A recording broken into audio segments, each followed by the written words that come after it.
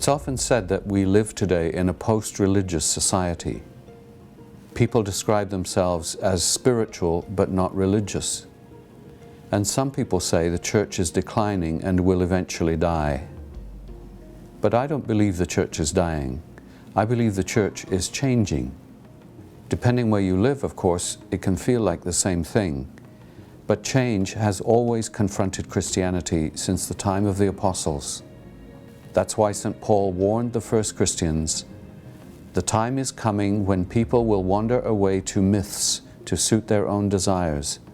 Proclaim the gospel, therefore, in season and out of season, with utmost patience." These words were not written in a tranquil moment. They come from a time of turmoil. The Christian church has always been shaped by challenge and change. We adapt to our circumstances and we grow stronger from them. In changing times, there are certain things we must always do. First, we must teach.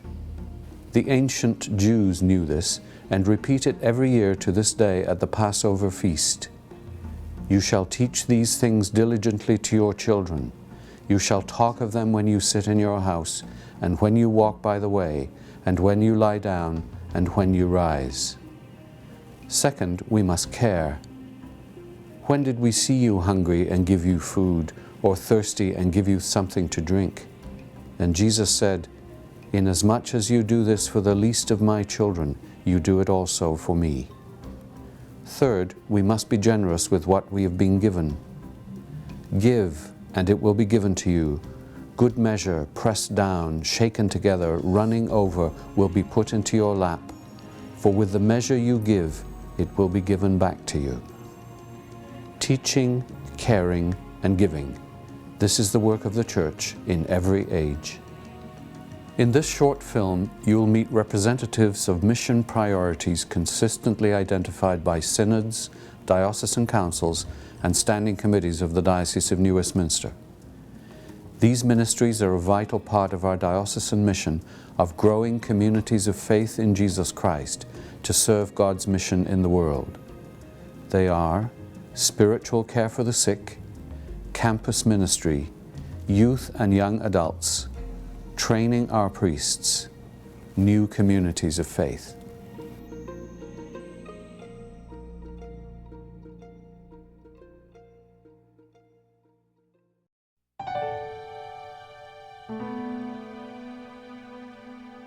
If they hear that there's this, let's say, a resource center at the church that would help newcomers in Canada, then that resource center would be a very big help, because they will come and they will be a help, because as a new comer, it's always a challenge here, especially financial.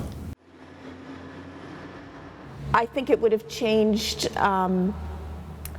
my attitude and probably confidence in my vocation, and also my classmates as well in their vocations, if we knew that there was that support for curacies. It was a little unsettling to know that there wasn't support in a range of parishes for curates to serve. First and foremost, we'd have strong Aboriginal leadership in place in this parish, able to provide culturally appropriate ministry. Probably the most important part of any Nisga'a community is the kitchen, because that's the heart of the feast. And we've prepared feasts for 500 people in our tiny little kitchen downstairs. We need a bigger kitchen. We need a larger gathering space where our dance group can practice.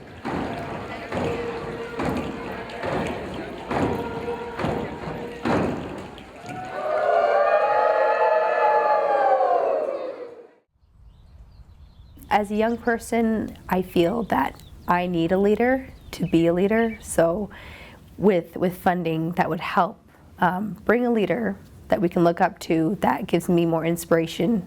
To look outward, to take care of our community and so on. So definitely if we had, a lot of money, then we would be able to do things which help our growing community. one of our difficulties, at least from what I see, is we have new people who come in with, of course, as they're new, their incomes are pretty low and so on. So they have a lot of challenges, both in the church and outside the church. I could see us hiring sort of a full-time, or not, well, somewhere between half-time and full-time sort of worker to be on campus, to be, holding sessions. Because, so Roberta Fraser right now, she's the UBC Anglican chaplain, but she's also a full-time priest at St. Anselm's Church. She doesn't have a great deal of scheduling time for her to be out doing all this. My job is partly to be a liaison between Anglicans and their home parishes, and to let clergy know that they've got that they have parishioners in the hospital, and to keep them updated on that. Spiritual care is one of the health care disciplines that people don't realize they need until they receive it. And often we walk into people's lives at a time when they are in terrible crisis, and we can be that rock or that anchor that they can hold on to while all that chaos swirls around them. And many people who have thought that church was the last thing that they needed in their lives will say at that moment, "Thank God you're here."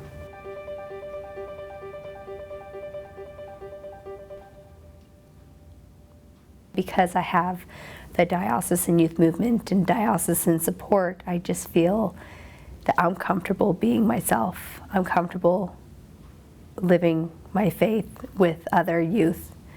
Our partnership with the Nisga'a people has brought new life and new energy to this community, and also a very strong sense of purpose and mission. Because the work that we are involved in here is, in a very real sense, part of the wider work of reconciliation between the Anglican Church and First Nations. So we have these evangelical groups over here, sort of Catholic groups here, Anglicans, Lutherans, us over here, and despite the fact that we are all Christians, there are, I would say, big differences between us and our views. So for me, I see myself being more aligned with that Anglican perspective, and I see a lot of other people that are at chaplaincy with me being more aligned with that Anglican perspective. Nothing can replace being in a parish and having the mentorship of a seasoned priest and leader, as well as the skills and knowledge and interactions with lay leaders.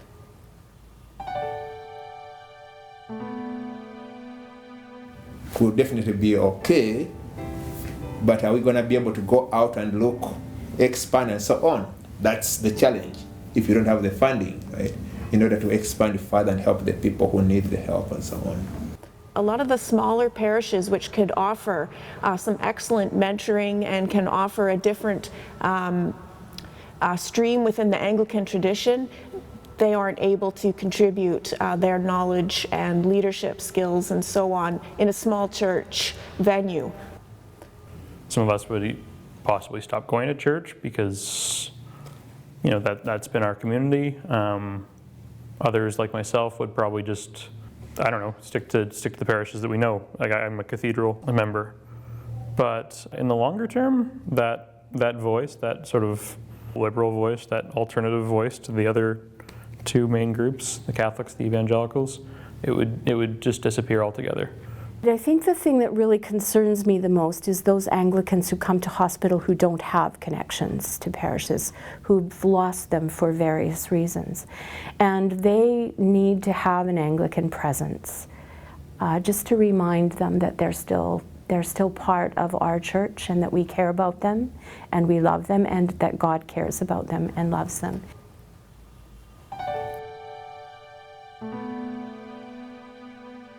At this point, I don't even know of a single church with its own budget can afford a curate. If they are generous enough to share their their finances. That would be a big help, like we said, to newcomers. Really, we are all the same. Doesn't matter, what color and so on, race. We are all the same. We're all God's children, and we need to help one another. We're all called in our baptism to a servant ministry. And one of the things that Jesus called us to do was to care for the sick and those who are in need. So it's a way for all of us to participate in that ministry directly. Each parish in our diocese has a different vocation, a different ministry to which it's been called. And all of those vocations and ministries are worthwhile and good and need to be supported. The vocation and ministry of the parish of St. David of Wales is to be a place which invites people from different cultural backgrounds to come together, to become friends, and to learn what it means to be brothers and sisters in Christ.